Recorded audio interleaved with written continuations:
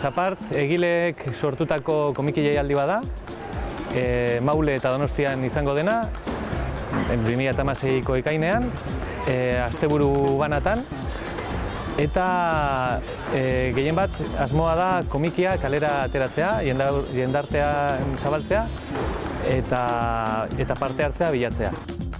Nik uste dut bai Maulen eta bai Donostian, kaleari emango diola aire fresko bat, bi asteburutan bederen, eta gure asmoa da ez izatea gauza efimero bat, baizik eta urtero edo, bueno, behintzat maiztasun batez egitea, errepikatzea. Alderdi komertziala ez dela bilatzen, baizik eta kalera ateratzea, ezagutaraztea, eta proiektu berriak, freskoak,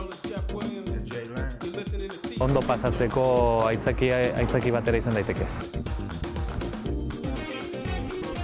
Zapart, komikiaren estanda.